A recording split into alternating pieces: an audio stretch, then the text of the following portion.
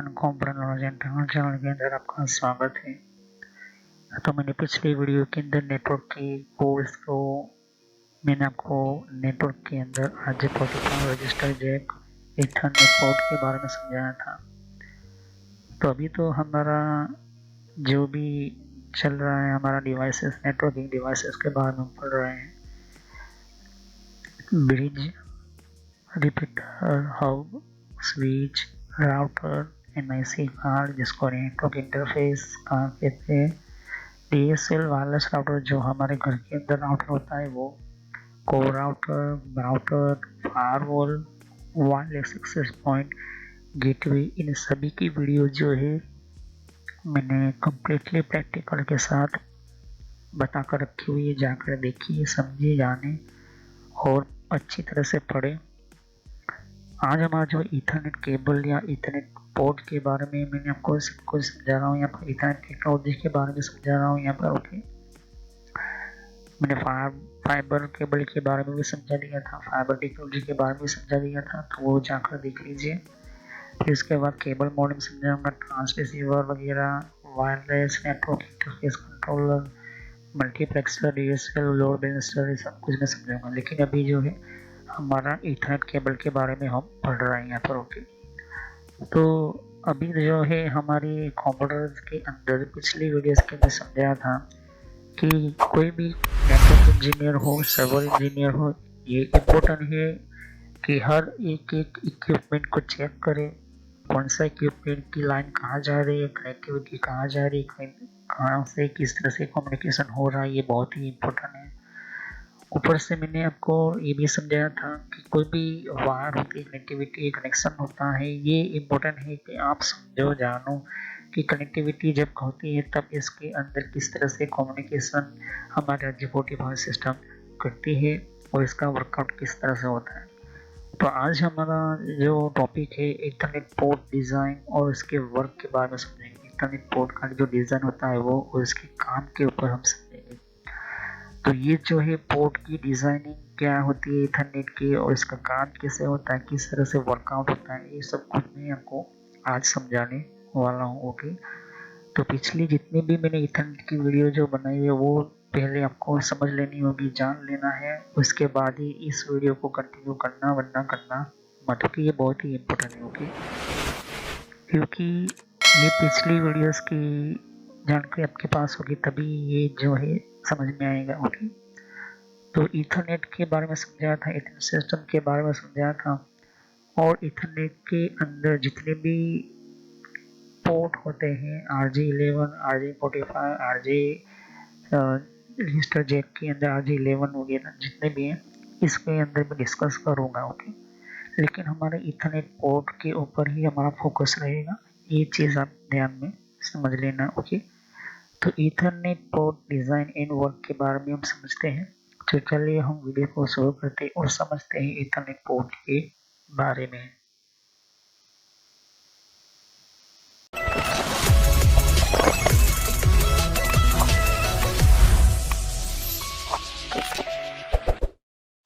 तो friends, video शुरू करने से पहले मैं मैसेज देना चाहता हूँ कि इस तरह से आपको यूट्यूब में पहले आपके जीमेल से लॉगिन कर लेना है।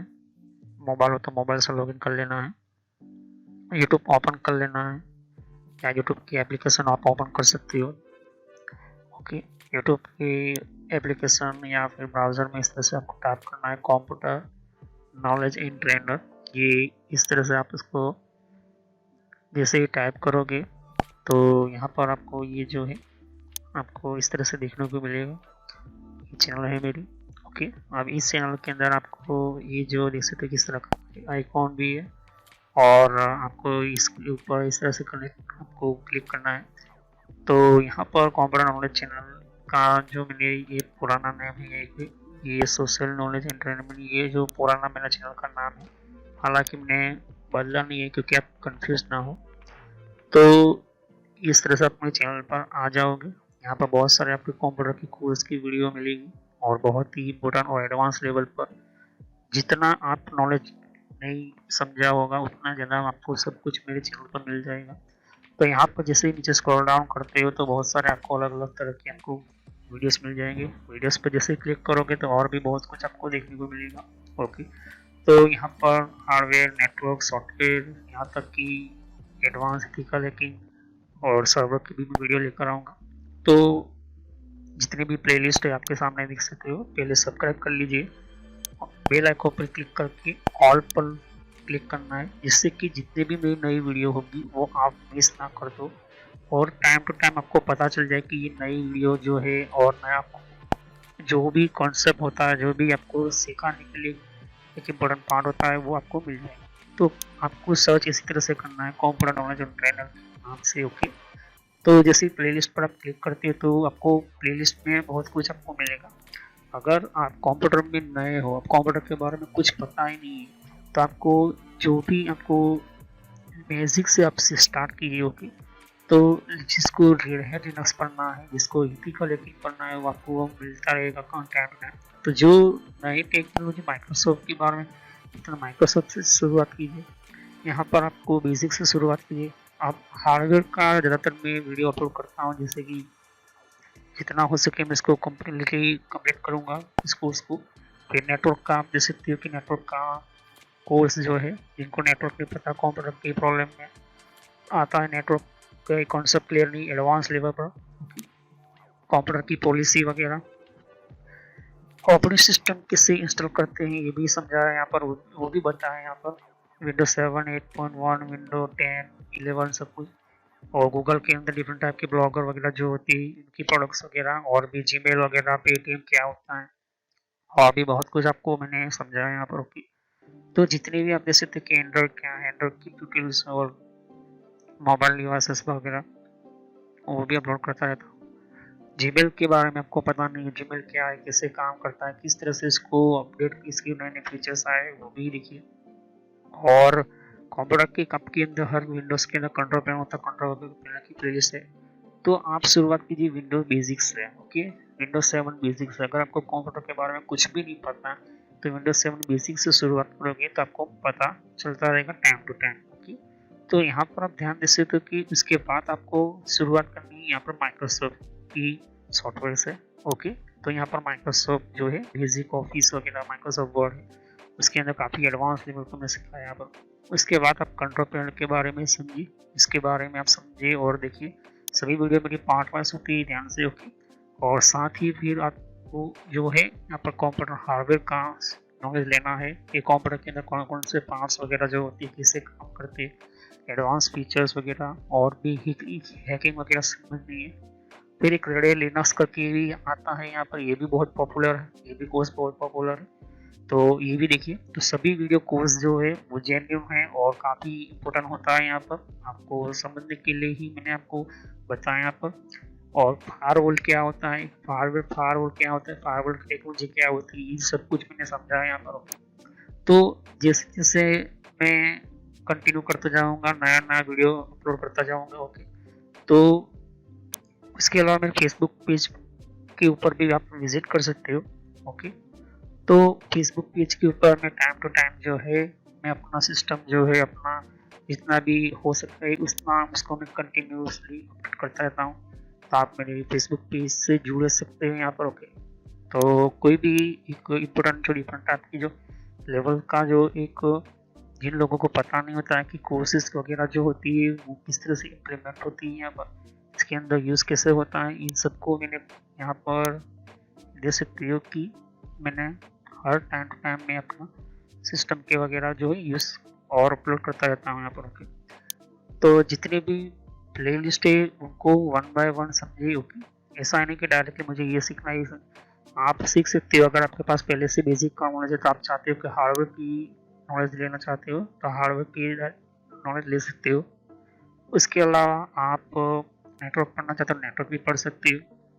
सर्वर की वीडियो अभी आने की थोड़ी देर लगेगी, सर्वर की टेक्नोलॉजी आने में थोड़ी देर लगेगी, क्योंकि हार्डवेयर और नेटवर्क दोनों का पूरा कोर्स पूरा होने के बाद मैं सर्वर का वीडियो लेकर आऊँगा। ओके, तो बेसिक से शुरुआत कीजिए। अगर कंप्यूटर के बारे में कुछ भी नहीं पता, इसे क्लिक करोगे तो सभी वीडियो जो होती है मेरी पार्ट वाइज होती है। ओके, तो इस तरह से वीडियो देख सकती है कि जो है आपको देखनी है वन बाय वन करके। ओके, और जितने भी कॉन्सेप्ट होती है विंडोज 7 से लेके, इनको पता है कंप्यूटर क्या है, किस तरह का काम करता है, तो आप बेसिक से शुरुआत कीजिए। ओके, और जिनको एडवांस लेवल पर सीखना है तो हार्डवेयर वगैरह सीखिए, नेटवर्क वगैरह सीखिए। ओके, तो मैं जितना हो सके मेडिकल में एंटर किया हुआ है कोर्स, और पुराना नेम आपके सामने है और नया नाम मैंने एंटर करके रखा हुआ है। तो चले हम वीडियो को शुरुआत करते हैं और सभी वीडियो को पार्ट वाइज देखिए।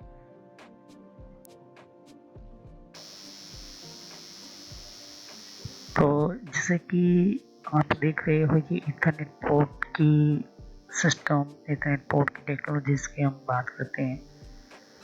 तो इथरनेट एक ऐसा नेटवर्क पोर्ट है, ऐसी टेक्नोलॉजी है जो सभी के अंदर आज के टाइम के अंदर कॉमन हो चुकी है। और ये जब ये पहली बार आई थी तब सिर्फ NIC कार्ड से यूज़ होती थी, फिर बाद में उसका काफ़ी बेहतर तरीके से परफॉर्म अच्छा रहा। ये सभी मदरबोर्ड के अंदर इसको फिक्स कर दिया गया क्योंकि इसके डिवाइसेस काफ़ी अलग तरह के हैं, जिसको हम कहते हैं नेटवर्क स्विच। ओके, तो ईथरनेट नेटवर्क स्विच के अंदर इस तरह की जो पोर्ट देख रहे हो, यही पोर्ट जो है ये सोल्डर करके स्विच के अंदर लगाए जाते हैं। ओके, ये चीज़ हो गई। और ये जो पोर्ट है यहाँ पर, ये मदरबोर्ड के हमारे कंप्यूटर के अंदर लगाए जाते हैं। तो ये जो है ईथरनेट केबल होता है और ये RJ45 कनेक्टर है और ये RJ45 ईथरनेट पोर्ट है। तो ये जो है इसे कहते हैं हम पोर्ट। ओके, इसे कहते हैं हम कनेक्टर। ओके, इसे कहते हैं RJ45 केबल। ओके, तो इसके अंदर टोटल 8 पिन्स होती है और दूसरी चीज़ के अंदर ग्रीन और येलो होती है। ओके, एक लाइट होती है, आपका कनेक्शन जो है जो किया है वो ऑन है। दूसरा कि अगर जब जब हमारा डेटा ट्रांसफ़र होगा, फाइल ट्रांसफ़र होगी, तो वो जो है एक लाइट जो होती है ब्लिंक करती है, जो येलो लाइट होती है। कुछ लोगों के अंदर ग्रीन लाइट ब्लिंक करती है। ओके, अभी यहाँ पर मेन इम्पोर्टेंट बात करते हैं डिज़ाइन के बारे में बात करते हैं। तो मैं डिज़ाइन के बारे में कहा था कि जब पहली बार BNC कनेक्टर के अंदर हमारा कोक्सियल टेक्नोलॉजी का वायर आया, उसके अंदर सिंगल लाइन ही थी क्योंकि एक लाइन जो है डेटा को सेंड करती है, दूसरी लाइन जो डेटा को रिसीव करती है। लेकिन वहाँ पर बहुत सारी प्रॉब्लम आती थी। कहने का मतलब कि कभी कभी डेटा मिलता था, कभी कभी एरर मिलती थी, कभी कभी डेटा जो है बीच में ही डिस्ट्रॉय हो जाता, फाइल नहीं आती थी, ये बहुत सारी और भी बहुत सारी प्रॉब्लम होती थी। उसी के ऊपर से रिसर्च करके RJ45 ईथरनेट टेक्नोलॉजी के ऊपर काम किया गया और ये सिस्टम आई। ओके, तो 1992 के अंदर ये बहुत पॉपुलर हुई और 1993, 1994, 1995 के अंदर इसके बहुत सारे डिवाइस बनने शुरू हुए, जिसको हम कहते हैं नेटवर्क स्विच बोलते हैं। फिर राउटर वगैरह जिस सभी के अंदर ये चीज़ आने लगनी शुरू हो गई। फिर धीरे धीरे करके नेटवर्क और आगे में बहुत बड़ा होने लगा। तो अगर आप इस तरह की केबलिंग करते हो, इस तरह से वायर की इसकी नेटवर्क की डिज़ाइन करते हो, तो आपको बहुत प्रॉब्लम हो सकती है क्योंकि यहाँ पर ये जो है ये हर लाइन हर वायर की जो है आपको सिस्टमेटिकली आपको अच्छी तरह से मेंटेन करके रखोगे तो आपको पता चलेगा।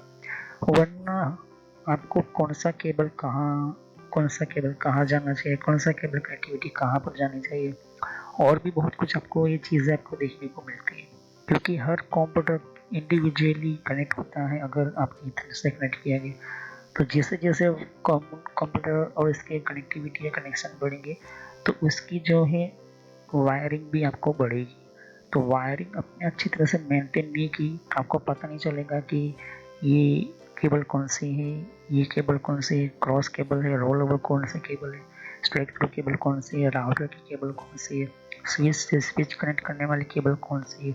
ये बहुत ही इम्पोर्टेंट है। तो लोग जो है इस तरह से केबल मेंटेन करने के लिए अच्छी तरह से केबल के ऊपर जो है मेंटेन करते हैं। उसके ऊपर केबल के ऊपर जो है एक तरह की लेबल लगाए जाते हैं। लेबल का मतलब होता है कि ये आइडेंटिफाई करता है, हम पहचाने। तो कैसे पहचाने कि ये केबल कहाँ से आई है? तो जब हम केबल बनाते हैं, ओके, मैंने स्ट्रेट थ्रू केबल बनाया, फिर एक लेबल यहाँ पर लगाऊंगा, एक लेबल यहाँ पर लगाऊंगा, लेकिन मुझे पता है कि ये PC1 है तो मैं ऊपर लिखूंगा PC1। और PC1 कहाँ से आया है? तो भाई मान तो मान के चलते हैं कि ये जो HR डिपार्टमेंट से आया है। ओके, फिर ये PC2 तो ये भी HR डिपार्टमेंट से आया होगा। ओके, तो इस तरह से जो है मुझे पता चलता है कि PC1 PC2 HR लाइन है, ये HR लाइन है। फिर ये सेल डिपार्टमेंट से आया तो सेल डिपार्टमेंट की ये लाइन वायर है। तो ये जो है नंबर हम डालते हैं, कुछ लोग लिखते हैं ऊपर PC का नेम, कुछ लोग डिपार्टमेंट का नाम लिखते हैं और PC का नंबर भी लिखते हैं। तो हो सके तो 3 चीज़ें लिखिए, क्योंकि डिपार्टमेंट का नाम लिखोगी, PC का नाम लिखोगी और कहाँ से ये लाइन आ रही है वो भी आप लिखोगे, तो काफ़ी जल्दी आसानी रहेगी, ताकि दूसरे केबलों को निकालने की ज़रूरत ना पड़े, दूसरे केबलों को प्रॉब्लम करने की ज़रूरत ना पड़े। अच्छा आप मेंटेन कर सको, अच्छा आप कंटिन्यू कर सको अपने सिस्टम को, क्योंकि इस तरह की केबलिंग में, इस तरह से वायरिंग में कभी भी आप अपने नेटवर्किंग सिस्टम को बेहतर चला नहीं पाओगे। देखिए यहाँ पर कितना अच्छा क्लीन और अच्छा नेटवर्क दिखाई देता है यहाँ पर। इस तरह से केबल को मेंटेन करने के लिए आपको जो है बेहतर ढंग से आपको सभी वायरिंग करनी जरूरी है। ओके, जैसे जैसे आपका नेटवर्क बढ़ता है या फिर ऑर्गेनाइजेशन बढ़ती है, कंपनी अच्छी कमाती है, या तो फिर कोई कंपनी कहती है कि मुझे बड़ा नेटवर्क चाहिए जिसमें 600-300 कंपोनेंट हो, तो भी आपको जो है मेंटेन कुछ इस तरह से रखना होता है। देख सकते हैं कि यहाँ पर भी बहुत सारे हेवी और हाई लेवल के केबल्स रखे हुए हैं, देख सकते हो यहाँ पर भी।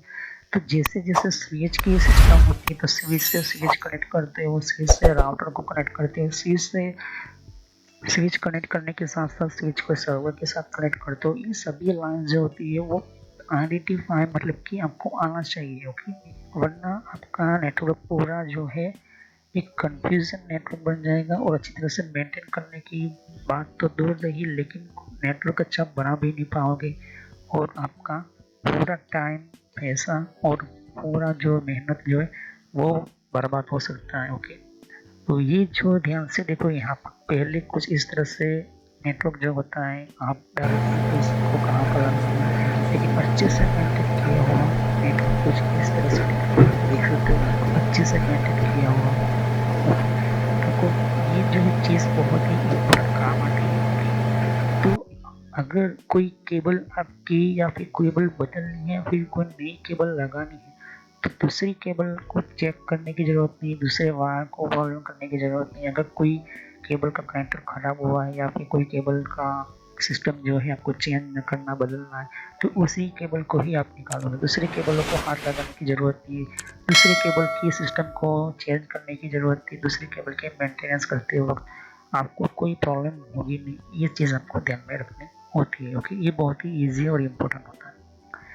उसके अलावा अनमैनेजेबल स्विच के थ्रू निकलने वाला सिस्टम या फिर अनमैनेजेबल कुछ ऐसे एरियाज में हम जो है लगाते हैं, क्योंकि वहाँ हमें मैनेजेबल स्विच की ज़रूरत नहीं होती, तो वहाँ पर जो है हम अनमैनेजेबल स्विच, जहाँ पर कम कंप्यूटर, तो आप अनमैनेजेबल स्विच लगा सकते हो। ओके, तो ऐसे स्विच के अंदर भी आप मेंटेन कर सकते हो, जहाँ पर कंसोल केबल है या फिर ऑक्सिलरी केबल है या ईथरनेट का केबल राउटर के अंदर लगा। ये राउटर का सिस्टम है, ये राउटर की ईथर टेक्नोलॉजी के अंदर दिया हुआ पिन है।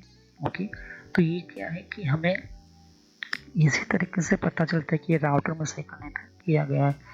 अगर हम कंसोल केबल की बात करें, इसके सिस्टम की बात करें, टेक्नोलॉजी की बात करें, तो कंसोल केबल के अंदर ध्यान से देखोगे, ये भी ईथरनेट टेक्नोलॉजी के अंदर ही बनाया गया है कंसोल केबल। ध्यान से देख सकते हो कि ये चीज़ बहुत ही इंपॉर्टेंट है। उसके अलावा मैनेजेबल स्विच के अंदर ध्यान से देख सकते हो कि मैनेजेबल स्विच है, इसके अंदर भी ईथरनेट टेक्नोलॉजी है और इसके ऊपर नंबर्स दिए गए हैं। ओके, तो आपको पता होना चाहिए कि नंबर 13 के अंदर क्या है, नंबर 16 के अंदर कौन सा कनेक्शन किया हुआ है। हो सकता है कि मैंने पहले वाले स्लॉट के अंदर 1, 2 और 3 के अंदर मैंने कोई राउटर कनेक्ट किए हो, फिर उसके बाद में फिर मैंने सर्वर कनेक्ट किए गए हो, फिर बाद में कुछ और स्विचेस कनेक्ट किए गए हों यहाँ पर, फिर और कनेक्टिविटी करने के लिए मैंने सेटअप किए हो। तो ये जो है आपको समझना होता है। ओके, तो पहले लिस्ट बनाओ, पहले मैप बनाओ कि कौन सा कितना केबल, कितने कंप्यूटर हैं, कितने डिपार्टमेंट है, कितने ग्रुप्स है, बहुत सारी चीज़ें जो है वो हमारे सर्वर के अंदर बनाना होता है। ओके, तो जितने भी हमारे डिवाइस जैसे जैसे लगेंगे, सभी के अंदर जो है इतने पोर्ट की जो है वो टेक्नोलॉजी आपको पता होनी चाहिए। अब यहाँ पर मेन चीज़ है कि स्ट्रेट थ्रू केबल कहाँ लगेगा, क्रॉस केबल कहाँ पर लगेगा, स्ट्रेट थ्रू केबल कैसे बनाना है, क्रॉस केबल कैसे बनाना है, ये भी आपके पास नॉलेज होना ज़रूरी है, वरना कनेक्ट नहीं कर पाओगे, कनेक्शन बना नहीं पाओगे। तो जैसे कि देख सकते हो कि स्विच में से राउटर में जा रहा है, वो ये लाइन जा रही है, तो यहाँ पर स्ट्रेट थ्रू केबल यूज़ होगा, क्योंकि ये चीज़ आप ध्यान में रखें। ओके, फिर यहाँ से आगे ध्यान से देखोगे तो यहाँ से स्विच में से निकल कर सीधा स्विच में जा रहा है, स्विच डिवाइस में से निकल कर स्विच में जा रहा है, तो इसको कहते हैं क्रॉस केबल यहाँ पर लगेगा। फिर स्विच में से स्विच में जाएगा तो यहाँ पर भी क्रॉस केबल लगेगा। लेकिन स्विच में से अभी पीसी में जा रहा है, तो ये जो है स्ट्रेट थ्रू केबल यहाँ पर यूज होगा। फिर यहाँ से निकल कर फिर से स्विच में जा रहा है, क्योंकि इस स्विच का पूरा डेटा जो है वो निकल कर यहाँ ले रहा है, या फिर इसे यहाँ से कर रहा है ये कंप्यूटर, तो ये जो है यहाँ पर भी क्रॉस केबल यूज होगा। तो ये क्या है, कैसे है, किस तरह से होता है, देखिए दोनों सेम डिवाइस हो, स्विच और स्विच है, तो वहाँ पर क्रॉस केबल यूज होता है, क्रॉस टेक्नोलॉजी यूज होती है। जहाँ पर डिफरेंट डिवाइस है, जैसे कि कंप्यूटर और स्विच दोनों अलग अलग डिवाइस है। ओके, कंप्यूटर जो है हमारा एंड यूजर डिवाइस है, स्विच जो है मिडल डिवाइसेस है।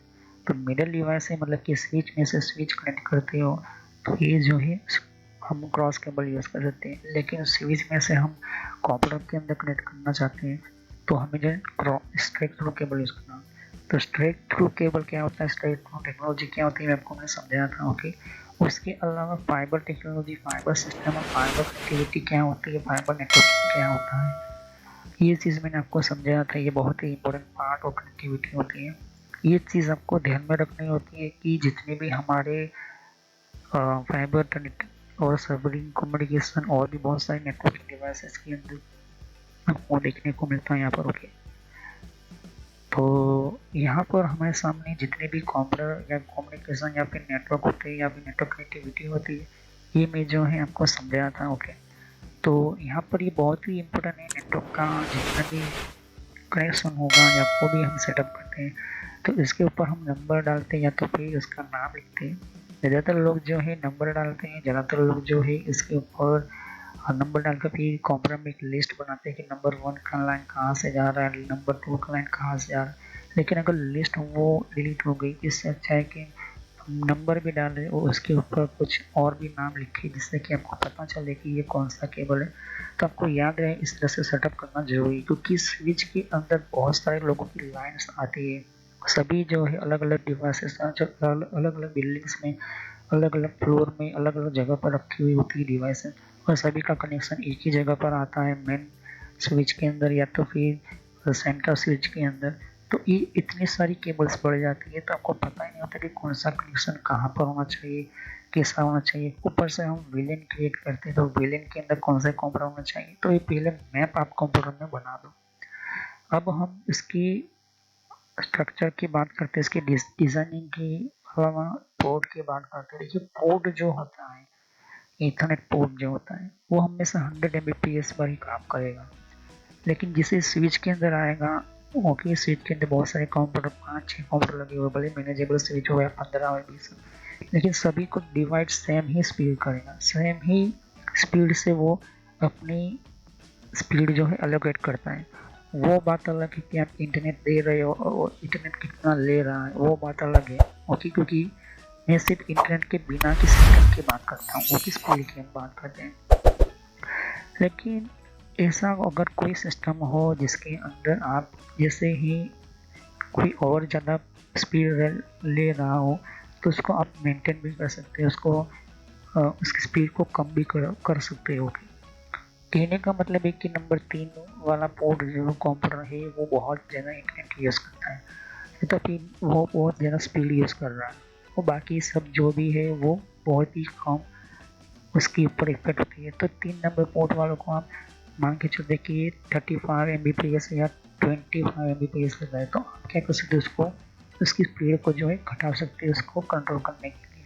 वो सिर्फ मैनेजेबल स्विच के अंदर ही होता है, और खास करके स्मार्ट स्विच जिसके अंदर वेब कॉन्फ़िगरेशन बोलते हैं, जिसको वेबसाइट के थ्रू हम कॉन्फ़िगर करते हैं, तो ये चीज़ आपको मिलता है यहाँ पर। ओके, तो उसके अंदर क्या होता है, क्योंकि वो जो है वो यूज़ करता है इंटरनेट पर से कोई डाउनलोडिंग करता है या तो फिर वेब सर्फिंग करता है या तो फिर कोई उसके अंदर वायरस आ चुके हैं जो जानबूझकर जो है यहाँ पर ट्रैफिक को बढ़ा रहा है। यहाँ पर ट्रैफिक को बढ़ाने का मतलब कि ट्रैफिक कनेक्टिविटी जो बढ़ रही है यहाँ पर। तो ये जो चीज़ें हैं ये हमारा नेटवर्क के अंदर बैंडविड्थ के लिए काफ़ी एक तरह का नुकसान होता है। इस वजह से हमें जो है इसको मेंटेन करने के लिए हमें वो स्विच पे हमें जाना पड़ता है, उसको कॉन्फ़िगर करना पड़ता है और देखना होता है कि ये कौन-कौन सी चीज़ों का यूज़ कर रहा है। ओके, तो हमारा कोई भी केबल हो इसके अंदर हम सिर्फ 2 ही केबल तरीके यूज़ करते हैं, दोनों ट्विस्टर पेयर केबल ही है। ओके, ट्विस्ट मतलब कि एक दूसरे से जुड़े हुए गोल-गोल घूमे हुए इसको कहते हैं ट्विस्ट।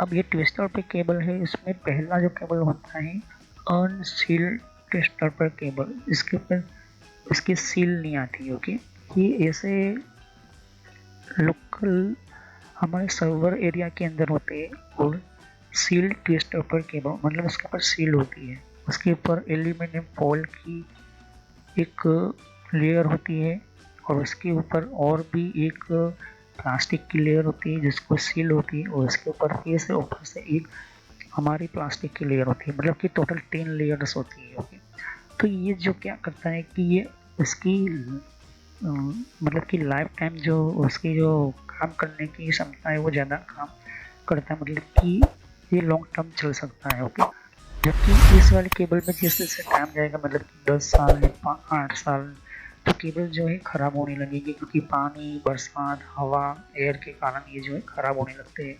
लेकिन इस वाले केबल में थोड़ा जो है आप और आगे अच्छी तरह से काम कर सकते हो, मेंटेन कर सकते हो। अब ऐसे जो केबल्स जो होते हैं ये यही केबल है। ओके, अब ऐसे जो केबल्स होते हैं वो आपको बहुत सारी कंपनीज के मिल सकते हैं। ओके, लेकिन इसमें जो है ज़्यादातर अभी चलने वाले कैट 6 और कैट 7 केबल्स होते हैं, उसके अलावा और भी बहुत सारी ये जो है कैटेगरीज के केबल्स आते हैं, वो भी कौन से होते हैं वो भी बताऊंगा अभी नहीं। लेकिन अभी आप ट्विस्टेड पर केबल के बारे में समझ लोगे तो आपको समझने में आगे आसानी होगी। ओके, तो हर कंप्यूटर के अंदर, हर स्विच के अंदर, हर सिस्टम मेंटेनेंस के अंदर, हर एक लेवल कम्युनिकेशन के अंदर सब कुछ जो है आपको समझना होता है। पहले तो आपको ये पता होना चाहिए कि मुझे केबल कितनी लगेगी, मुझे कितने मीटर के अंदर। तुमने कह दिया था कि हर कोई कंप्यूटर आपकी रूम में, ये एक रूम का एरिया है, अब यहाँ पर अपने स्विच रखी हुई है तो जितना केबल की लंबाई होगी वो 90 या 95 से ज़्यादा नहीं होनी चाहिए, मतलब कि 100 मीटर के अंदर ही इसकी लेंथ होनी चाहिए। अगर 100 मीटर से ज़्यादा होगा तो पूरी जो है आपकी स्पीड जो है कम हो जाएगी। वहाँ मतलब कि इसका जो केबल है, इसका जो डिस्टेंस है इससे बहुत ज़्यादा है तो इसकी स्पीड बहुत कम मिलेगी। भले ही वो हमारा स्विच जो है सभी को सेम स्पीड देता हूँ, लेकिन केबल की लेंथ के कारण जितना लंबी दूरी तय होगी उतना जो इलेक्ट्रॉन्स होते हैं, इलेक्ट्रिकल सिग्नल जो होते हैं वो वीक होने लगते हैं। ओके, और उसको रिसीव करने में काफ़ी दिक्कत होगी, सेंड करने में भी दिक्कत होगी उसकी, क्योंकि इलेक्ट्रॉन्स को जितनी दूरी तय करेगी उतना जो है वो डाउन होता जाता है। क्योंकि ये इलेक्ट्रॉन्स की प्रॉब्लम है, क्योंकि मैंने कहा था कि हमारा जो है फाइबर ऑप्टिक केबल लाइट पर काम करता है, लेकिन जबकि ये कॉपर है। ओके, क्रिस्टल पेड़ केबल के अंदर कॉपर आता है तो कॉपर के अंदर इलेक्ट्रॉन्स आते हैं, मतलब कि डिजिटल सिग्नल को ये इलेक्ट्रॉन्स में कन्वर्ट कौन करता है, हमारा ईथरनेट पोर्ट करता है। ओके, तो ये इलेक्ट्रॉनिक जितने भी कनेक्शन हुए, इलेक्ट्रॉनिक जितने भी हमारे सिग्नल्स वहाँ से पिकअप कैसे करता है हमारा Ethernet connector. Okay, Ethernet connector जो होता है वायर और पोर्ट के बीच में कनेक्शन बनाने वाला इसी यही पोर्ट होता है। ओके, इसको कहते हैं RJ45 कनेक्टर। ओके, तो RJ45 कनेक्टर चाहे फिर स्विच के अंदर लगाया हुआ या कंप्यूटर से कंप्यूटर में लगाया या फिर स्विच में से राउटर में लगाया या फिर स्विच से कंप्यूटर में लगाया, कहीं पर भी लगाया हुआ हो, आपको ये चीज़ ध्यान में रखनी होगी कि कौन सा पिन है, कैसे पिन है और कितनी लंबाई दूरी में है, ये भी आपको ध्यान में रखना जरूरी है। ओके, क्योंकि जब भी हम कोई भी केबल बनाते हैं तो हमें पूरे जो केबल की जो है लेंथ है, लंबाई हो, वो 90 या 95 मीटर ही रखनी है। ओके, 100 मीटर भी नहीं रखनी है। हमें हो सके तो 80 या 85 मीटर का आप इसे सेटअप करें पूरे रूम के अंदर कि सभी कंप्यूटर जो है 90 या 95 मीटर में आ सके। ओके, ये चीज़ बहुत ही इम्पोर्टेंट है, वरना आपका वो जो कंप्यूटर जो है वो बेहतर तरीके से जो स्पीड नहीं ले पाएगा और वहाँ पर जो है स्पीड कम आने लगेगी, बहुत कम आएगी। तो हमारे सामने जो है जब भी कोई भी हम लेते हैं कोई भी कनेक्ट, हमारा जो जैसे देखिए हमारा ये जो स्विच है वो रेडी है सिग्नल को लेने के लिए, सिग्नल को ट्रांसफर करने के लिए। कंप्यूटर भी रेडी है, लेकिन सिग्नल को ले जाने के लिए, लाने के लिए ये सिर्फ दो ही काम करते हैं। एक तो पहला कनेक्टर होता है इलेक्ट्रॉन और दूसरा होता है हमारा वायर। ओके, तो ये चीज़ इसलिए बनाई गई है कनेक्टर कि आपको बेहतर तरीके से हॉट स्वैपेबल टाइप, ओके, ये फॉर्मेट टाइप का होता है। ओके, कि आप इजी तरीके से इसको निकाल भी सको और इजी तरह से आप लगा भी सको। ओके, और आपको ये पता भी होना चाहिए कि नंबर 1 के अंदर मैंने कौन सा कंप्यूटर लगाया, नंबर 2 के अंदर कौन सा लगाया, नंबर 3 के अंदर कौन सा लगाया, नंबर 4 के लिए कौन सा लगाया। ये सब कुछ आपके दिमाग में होना चाहिए, या तो फिर आपके कंप्यूटर या फिर आपकी नोटबुक में लिखा होना चाहिए, या तो फिर आपकी जो भी डिजाइनिंग करते हो आप नेटवर्क जिस कंपनी की, वो आपको पता होना चाहिए, वरना आप जो है परफेक्टली उस नेटवर्क को कंप्लीट बना नहीं पाओगे। ओके, तो कहने का मतलब कि अकेला हमारा RJ45 नहीं होता, RJ11 भी हमें लगाना होता है। RJ11 जो है फोन टेलीफोन कम्युनिकेशन के लिए ये यूज होता है।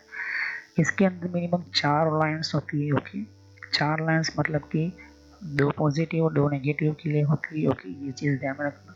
और RJ45 जिस तरह मैंने कहा, ओके, अब ये जो केबल जो है पूरी जो है यहाँ से ठीक यहाँ तक आई हुई और आगे से इसको छील कर यहाँ पर इसको लगाई गई, इस तरह से इसको क्रैम्पिंग किया गया, मतलब इसको बनाया गया। और कैसे होती है वो सब कुछ मैं समझाऊंगा। ओके, अभी नहीं। इसी वजह से इसको इंटेलिजेंस डिवाइस कहते हैं, इंटेलिजेंस पोर्ट कहते हैं, क्योंकि उसके अलावा भी इसके अंदर बहुत कुछ काम करने होते हैं। क्योंकि यहाँ पर आपने कनेक्टर लगा तो जो यहाँ पर इलेक्ट्रॉन्स जा रहे हैं, सिग्नल जा रहे हैं या फिर रिसीव हो रहे हैं, वो किस तरह से होता है, उसके प्रोटोकॉल उसके अंदर प्रोग्राम की गई होती है। ओके, इसे डायरेक्टली कभी भी नहीं होते। ओके, क्योंकि हर एक लाइन जो होती है, हर एक केबल की लाइन जो होती है वो इम्पोर्टेंट रखती है हमारे डेटा को सेंड और रिसीव करने के लिए। इसलिए इस यहाँ से ही स्ट्रेट थ्रू के इस पोर्ट को, इथरनेट पोर्ट को इंटेलिजेंट पोर्ट ही हम कहते हैं, क्योंकि इसके अंदर पहले से प्रोग्रामिंग बेहतर की गई होती है। ओके, इस वजह से इसको बनाया गया था, क्योंकि हर जगह पर ये आज के टाइम के अंदर यूज होता ही है। ओके, चाहे फिर आप भले ही फाइबर पर चले गए हो, भले ही, लेकिन जितने भी डिवाइसेस हैं ये जो है मेंटेन और परफेक्ट। अगर आप देखोगे तो आप IP कैमरा देख लो, VoIP सिस्टम देख लो, आप अपने कंप्यूटर को भी देख लो, ये RJ45 पोर्ट होता है ये, क्योंकि इसके साथ जुड़ी हुई होती है उसकी प्रोग्रामिंग सर्किट, उसकी प्रोग्रामिंग कुछ प्रोटोकॉल्स और OS लेयर तो होते ही। ओके, तो ये चीज़ आपको देखने को मिलती है। अगर आपका वेबसाइट आप बंद कर देते हो कि मुझे वेबसाइट ब्लॉक करनी है कंप्यूटर के अंदर कि ये ब्लॉक हो जाए और ये ओपन ना हो, तो कैसे होता है? इंटरनेट से डेटा तो आपके कंप्यूटर में आ ही रहा है, लेकिन आपके कंप्यूटर के अंदर से वो वेबसाइट ओपन नहीं हो रही, या फिर वो डेटा नहीं जा रहा है। कैसे होता है? ये पोर्ट बंद नहीं, इलेक्ट्रॉन्स नहीं बंद करते, इलेक्ट्रॉन्स आते ही रहेंगे जाते ही रहेंगे, लेकिन उसके अंदर जो प्रोग्रामिंग की गई उसकी जो पोर्ट से और उसकी लोअर लेयर जो होती है जो सेटिंग करती है वो जो है वो एक्टिव होती है उसके बैकग्राउंड में।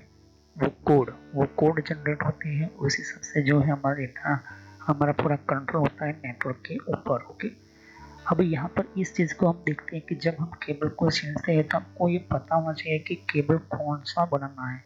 ये जो है ये जो स्ट्रेट थ्रू केबल की लाइन्स है। ओके, स्ट्रेट थ्रू केबल हमेशा इस तरह से स्ट्रेट रखा जाता है। ओके, पहले होता है पहली पिन में जाएगा ऑरेंज वाइट, ऑरेंज दूसरी जाएगा, ओके, तीसरी पिन में जाएगा ग्रीन वाइट, चौथी पिन में जाएगा ब्लू, पांचवी पिन में जाएगा ब्लू वाइट और छठी पिन में जाएगा ग्रीन, सातवीं पिन में जाएगा ब्राउन वाइट और आठवीं पिन में जाएगा ब्राउन।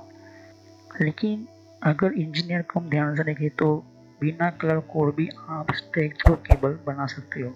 कहने का मतलब कि पहली लाइन अगर पहली पिन में गया तो सामने वाले उसके दूसरे केबल के एरिया के अंदर भी आपको वही सेम पिन डालनी होगी, वही सेम केबल 1 में ही डालना होगा। तो ओके, ये चीज़ मैं आपको समझाऊंगा। Okay, 1 by 1। अभी हम क्रिम्पिंग करना नहीं सीखेंगे, अभी मैं आपको समझा रहा हूँ कि हो सके तो आप अच्छे केबल ले और अच्छे कनेक्टर्स ले। और उसके अलावा ये जो एक कैप होती है, ओके, हर केबल की कैप होती है। तो पहले क्रिम्पिंग क्या होती है हर चीज़ के अंदर मैं आपको 1 बाय 1 समझाऊंगा, लेकिन ये बहुत ही इंपॉर्टेंट है कि आपको पहले समझ में आना चाहिए कि क्रॉस केबल क्या होता है, सिलेक्टिव केबल क्या होता है, क्यों हमारे RG11 किस तरह से होता है। ओके, अब यहाँ पर देख रहे हो तो कि ये जो एक क्रिम्पिंग टूल होता है, इससे हमारा जो है पूरा केबल बनता है। ओके, केबल बनते वक्त उससे पहले बहुत कुछ हमें देखना होता है, बहुत कुछ समझना होता है, और ये पूरा कनेक्टर का पूरा बेग है। ओके, अब कनेक्टर जब हम लगाते हैं तो हमें पहले पता होना चाहिए कि ईथरनेट केबल और इसकी कैटेगरी आपको पता होना जरूरी है। ओके, ये किससे पता चलता है? पहला जो होता है हमारा स्ट्रेट थ्रू केबल होता है। कभी भी हमारा कोई भी कंपोनेंट हम बनाते हैं या फिर कनेक्टर का मतलब कि कंप्यूटर के अंदर से स्विच के अंदर कनेक्ट करते हैं तो हमें स्ट्रेट थ्रू केबल हमें यूज़ करना होता है, क्योंकि दोनों अलग अलग डिवाइसेस होते हैं। ओके, ये चीज़ आप ध्यान में रखना। तो स्ट्रेट थ्रू केबल जो होता है ये हमें एक लाइन देता है कि स्ट्रेटली हमारा डेटा जो है वो सामने की ओर जाएगा, क्योंकि वो अलग अलग है। इस वजह से क्रॉस ओवर केबल क्यों यूज करते हैं? क्योंकि दोनों सेम डिवाइस है, स्विच है एक तरफ और दूसरी भी स्विच है, दोनों आपस में स्विच को कनेक्ट करना है, तो वहां पर हमेशा क्रॉस ओवर केबल ही यूज किया जाएगा। ये बहुत ही इम्पोर्टेंट ध्यान में रखना। ओके, और रोल ओवर केबल जिसको क्रॉस ओवर के मतलब रोल ओवर या फिर इसको भी रोल कर दीजिए, 1 में है वो सीधा 8 में जाएगा, 2 है वो 7 में जाएगा, 3 है वो 6 में जाएगा, उसको रोल ओवर केबल भी बोलते हैं। वो भी मैं आपको समझाऊंगा, लेकिन इतना समझो कि पूरे नेटवर्क को चलाने के लिए बनाने के लिए ये 3 केबल्स की हमें जरूरत पड़ती है, और ज़्यादातर 3 में से 2 तो जो है बहुत यूज होते हैं, बहुत। ओके, और ऑलमोस्ट जितने भी कनेक्शन जहाँ जहाँ यूज होंगे जैसे जैसे बढ़ते जाएंगे ये 2 होंगे ही आपके सिस्टम्स के अंदर। ओके, तो स्विच जो है वो इंटेलिजेंस डिवाइस क्यों कहा जाता है, और इथरनेट पोर्ट की क्यों इम्पोर्टेंस होती है? स्विच को इंटेलिजेंस डिवाइस इसलिए किया जाता है क्योंकि हर पोर्ट का जो है OSI लेयर का वो सिस्टम अपने पास था, उसके उस तरह से बनाई गई होती है, प्रोग्रामिंग की गई होती है। ऊपर से हर पोर्ट के अंदर आप उसको कंट्रोल करने के लिए इंडिविजुअल उसके सेटिंग्स, उसके फैसिलिटीज, उसके फंक्शंस और प्रोग्राम के थ्रू अंदर बनाए गए होते हैं। जैसे कि बहुत सारे मैंने आपको बताया थे कि अगर आपको किसी भी पोर्ट को ब्लॉक करना है तो ब्लॉक हो जाएगा, इसको ना इंटरनेट मिलेगा ना ही वो आपके सिस्टम के अंदर कनेक्ट हो पाएगा दूसरे कंप्यूटर के अंदर। अगर हम जब विलियन बनाते हैं तो कैसे बनता है, क्यों बनता है? क्योंकि हर पोर्ट की अपनी अपनी अपनी जो है आईडी, पोर्ट आईडी होती है। पोर्ट आईडी के साथ प्रोसेस आईडी भी वो उसकी रखता है। ओके, जिस तरह से हमारा मैक एड्रेस होता है उसके अंदर पोर्ट आईडी होती है, और उसी पोर्ट आईडी के अंदर सभी OSI लेयर के अंडर में होते हुए भी जब हम विलेन क्रिएट करते हैं तो उसके अंदर वो आईडी के अंदर प्रोसेस आईडी को अपने अंदर बाइंड कर लेता है, मतलब कि अपने अंदर सेट कर लेता है। तो जहाँ उस तरह से उसको प्रोग्राम बनाया गया, उस तरह से उसकी फंक्शनलिटी बनाई गई होती है। ओके, कहने का मतलब कि जिस जिस क्लास के अंदर, जिस जिस फंक्शनलिटी में, जिस जिस सिस्टम के अंदर उसकी जो प्रोग्रामिंग कोड की जाती है वही हम जो है रेडीमेड जो है कंपनी में से मांगते हैं। हमको भी नई स्विच लाते हैं, मैनेजेबल स्विच, कि हम मैनेजेबल स्विच लेकर आए, लेकिन एक्चुअली में आप मैनेजेबल स्विच के साथ साथ उसका प्रोग्राम भी लेकर आते हो, और फिर आप कमांड देते हो। तो कमांड तो होता क्या है? कमांड होता है कि आप कमांड देकर उस प्रोग्राम को एक्टिव करते हो, उस प्रोग्राम की जो है फंक्शनलिटी को ऑन करते हो। ओके, यहाँ पर हम configure terminal program, configure terminal हम ऐड करते हैं कमांड, तो कॉन्फ़िगर टर्मिनल में आते इनेबल करते यूजर वगैरह इंटरफेस में एंटर करते। क्या होता है एक्चुअली में वो पोर्ट जो है हर एक पोर्ट के पीछे, हर एक एक पोर्ट के पीछे उनका खुद का अपना प्रोग्राम जो है कंपनी बनाती है। कंपनी जो है उस पोर्ट को अलाउ करना है, डिनाई करना है, फंक्शनलिटी में कौन कौन से डालना है, फीचर्स वगैरह जो है, तो यही जो है कोड करते हैं इसी प्रोग्राम। ये जो है प्रोग्रामिंग इंजीनियर की डिपार्टमेंट का आता है। इलेक्ट्रिकल डिपार्टमेंट जो होता है वो सिर्फ यही देखता है कि मेरा इलेक्ट्रॉनिक्स और ये जो है इतना पावर इतना लेवल पर होता है, वो देखना होता है। जब जब बड़े बड़े इम्पोर्टेंट हेवी और हाई लेवल जैसी कंपनी जो होती है, जो इतने हेवी हाई लेवल टाइप की जो है केबल या फिर क्रॉस केबल या स्टेक्टिव केबल डालती है, तो हमेशा ये चीज़ ध्यान में रखती है कि कौन सी लाइन्स कौन सी लेवल्स पर जो है वो हमें डालना होता है। और यहीं पर ही हमारा जो है वैन जो है बनकर आया था। पहली बार जब कंप्यूटर बना था, पहली बार जिसकी वेबसाइट बनी थी, पहली बार ईमेल सिस्टम बना था, इसी से ही यहाँ पर वैन टेक्नोलॉजी वैन सिस्टम आया। क्योंकि जैसे इतनी टेक्नोलॉजी आई उसके साथ बहुत सारे डिफरेंट डिफरेंट टाइप के नेटवर्क की कैटेगरी बनती गई, उसका कैटेगरी यूज़ कैसे करना ये भी डिवाइसेस बनने लगे। ओके, और उसी के हिसाब से उसके अंदर प्रोग्रामिंग भी फिट की गई। तो अगर आपने देखा होगा कि वैन का पोर्ट है तो वैन का ही वायर जाएगा, वैन की ही लाइन जाएगी, लैन का कनेक्शन तो लैन में ही जाएगा, तभी वो ऑन होगा, वरना वो एक्सेप्ट ही नहीं करेगा, वरना वो सेटअप ही नहीं हो पाएगा। ऐसा क्यों होता है? क्योंकि जब भी एक डिवाइस दूसरी डिवाइस के साथ कम्युनिकेशन करना है तो OSI प्रोटोकॉल के साथ साथ TCP और UDP की प्रोग्रामिंग और उसके प्रोटोकॉल्स जो है उसकी प्रोग्रामिंग कम्युनिकेशन करती है। कभी भी कोई भी डिवाइसेस होता है, चाहे फिर कोई भी स्विच में से स्विच कनेक्ट करो या स्विच में से राउटर कनेक्ट करो, चाहे फिर कोई भी XYZ डिवाइस सेटअप करो, ये मेन इम्पोर्टेंट पार्ट यही है कि आप किस तरह का आप नेटवर्किंग बनाना चाहते हो, उसका स्ट्रक्चर आप क्या बनना चाहते हो। जैसे कि एग्जाम्पल लेता हूँ कि मैं स्ट्रॉन्ग पोर्ट बनाना चाहता हूँ, लेकिन स्ट्रॉन्ग पोर्ट की मैंने 4 लाइन रखी हुई है। 4 लाइन इसलिए रखी है क्योंकि मेरा लोड जो है काफ़ी बहुत बढ़ जाता है यहाँ पर। तो एक पोर्ट से मैं निकालूंगा तो इसके अंदर काफ़ी स्पीड जो है कम हो जाएगी। तो चारों के अंदर मैं डिवाइड करूँगा तो काफ़ी फास्ट जल्द से जल्द जो है मेरा जो ट्रांसफ़र डेटा होता रहेगा। ओके, उसके अंदर ये चीज़ मेन इम्पोर्टेंट आपको देखने को मिलता है। ओके, तो हम नेक्स्ट वीडियो में इथरनेट पोर्ट की जानकारी हम लेंगे। ये जितनी भी मैंने जानकारी दी उसके साथ और भी मैं आपको ये जो लॉजिकली जानकारी में हम नेक्स्ट में समझेंगे इथरनेट पोर्ट के बारे में। ओके, तो जितनी भी यहाँ पर Ethernet technology, Ethernet services, Ethernet port connectors वगैरह मैंने आपको ऑलमोस्ट मैंने बेसिक दे दी। अब हम थोड़ा एडवांस के और आगे बढ़ेंगे नेक्स्ट वीडियो के अंदर, और नेक्स्ट वीडियो के अंदर हम यहीं से शुरू करेंगे। ओके, तो thanks for watching my video. Have next time continue in this topic. यहीं से मैं शुरू करूँगा, यहीं से मैं स्टार्ट करूँगा इथरनेट पोर्ट के बारे में। तो चैनल को सब्सक्राइब करो, लाइक करो, बेल आइकन को क्लिक करना ना भूलो। अगर कोई भी क्वेश्चन हो तो आप कमेंट कर सकते हो। तो thank you. Have nice day. Next time continue on this topic. तो इथरनेट पोर्ट के बारे में हम नेक्स्ट वीडियो में ही समझेंगे थोड़ा एडवांस में। ओके, तो थैंक यू। देख सकते हो कि यहाँ पर और भी एक जैसे कि विंडो 10 के लिए भी अलग मैंने प्लेलिस्ट बना रखी हुई है। तो विंडो 10 के अंदर भी आप अलग अलग तरह की इन्फॉर्मेशन जैसे तो कि विंडोज 10 के अंदर भी तो विंडो 10 की भी आपको जानकारी मिलेगी। यहाँ पर डिफरेंट डिफरेंट टाइप की अलग तरह की विंडो 10 की यहाँ पर सीरीज है। ओके, तो हर विंडो 10 के अंदर कौन कौन सी सेटिंग्स होती है, किस तरह की सेटिंग्स होती है, विंडो 10 के अंदर कौन कौन सी फीचर्स होती है, ये भी रखा हुआ है यहाँ पर। ओके, तो यहाँ पर आपकी विंडो 10 के अलावा कंट्रोल पैनल भी है। कंट्रोल पैनल के अंदर भी आपको जानकारी कंट्रोल पैनल क्या होता है।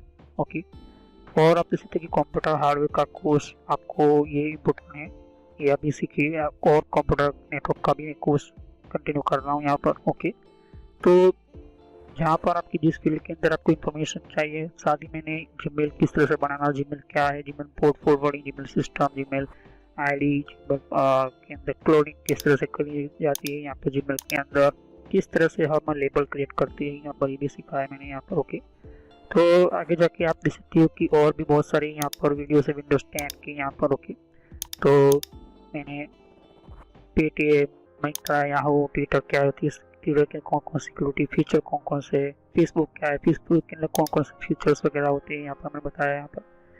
तो यहाँ पर आपको देख सकते हैं कि और भी बहुत सारे आपको बेसिक कंप्यूटर यूजर पर क्लिक करना है यहाँ पर, बेसिक कंप्यूटर नॉलेज के ऊपर, क्योंकि ये बहुत ही इम्पोर्टेंट है। और जब तक अपना आपको कोई कंप्यूटर की नॉलेज नहीं तो आप बेसिक पे ही स्टार्ट कीजिए। ओके, तो ये पुराने आपके लिए।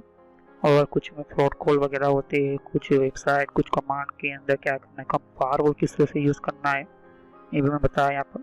तो मैं आगे नेक्स्ट लेवल पर बताऊंगा। ओके, एंड्रॉयड का भी मैंने समझाया, एंड्रॉयड मोबाइल फ़ोन के अंदर क्या होती है किस तरह से। तो वीडियो पर जैसे क्लिक कर तो बहुत सारा कुछ वीडियोस मिलेंगे, लेकिन मैं कहूँगा कि आप प्ले लिस्ट में जाकर ही हर तरह के यहाँ पर वीडियोस को कंटिन्यू करें। ओके, तो सभी वीडियोस जो होती है पार्ट वाइज होती है। ओके, तो हर पार्ट के अंदर आपको अलग तरह की नॉलेज मिलेगी। ओके, और कोई भी क्वेश्चन होता है मुझे कर सकते हो। अभी ये जो मेरा नेम है वो पुराना नेम है क्योंकि मैंने रखा हुआ है, लेकिन जो रियल नेम है आपको इस तरह से सर्च करना है यूट्यूब की प्लेलिस्ट के अंदर, आपके मोबाइल के अंदर, और आपके कंप्यूटर के अंदर भी आप यूट्यूब चलाते हो तो इस तरह से आपको कंप्यूटर नॉलेज ट्रेनर यही नाम एंटर करना है। लेकिन मैं पुराना नाम इसलिए रखा हुआ है क्योंकि आपको पता चले कि ये दोनों चैनल एक ही है मेरी। ओके, तो thanks for watching my video. Have nice day. Next time I will continue new topic, मैं नए कंप्यूटर में कंटिन्यू करूँगा। ओके, तो थैंक यू।